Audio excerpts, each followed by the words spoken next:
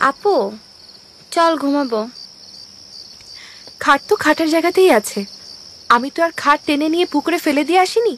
যা ঘুমা গিয়ে। একা একা ভয় লাগে। এখন ভয় নিয়েই ঘুমা, বিয়ে হয়ে গেলে বর নিয়ে ঘুমাস। যা। প্রথমের বাচ্চা আমার ধ্যান জ্ঞান সব এলোমেলো করে দিচ্ছে।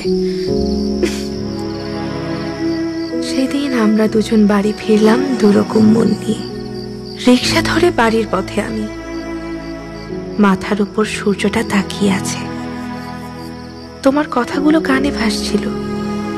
প্রথম কথাই ছিল, তুমি কি আমার দায়িত্ব নেবে? আকাশ থেকে পড়ার মতোই অবস্থা হয়েছিল সেই মুহূর্তে আমার। বলে কি এই মানুষটা, যার দায়িত্বে এত মানুষ, সে কিনা কেমন এক শূন্যতা পা থেকে মাথা পর্যন্ত পেঁচিয়ে ধরল চপলাকে।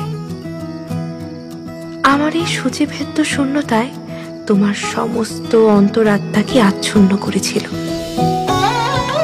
আরো কত টুকরো টুকরো কথা। চিন্তায় ছেদ পড়ল রাস্তার মাথায় এসে। কোন দিকে যাবেন? রিক্সাওয়ালা জিজ্ঞেস করতেই চপলা যেন স্বপ্নের জগৎ থেকে উঠে এলো কোনো মতে।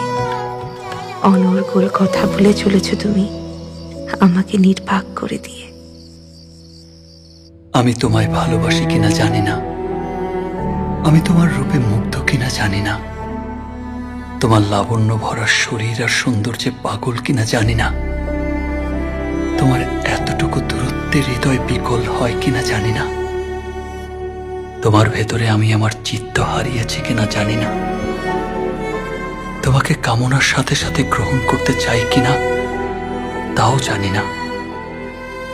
আমি তোমার ব্যক্তিত্বকে শ্রদ্ধা করি, তোমার চলার পথ ধরে চলি, তোমার সৌন্দর্যকে আমি ধারণ করি, তোমার ত্যাগকে আমি লালন করি, তোমার সেই নিঃসীম উদাসীন্যকে আমি ভালোবাসি।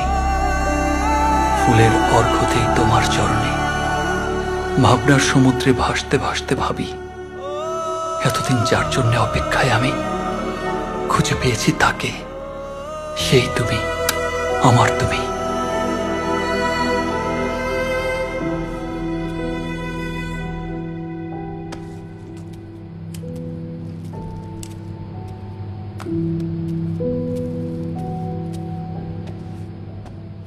কিরে, কোথায় হারিয়ে গেলি?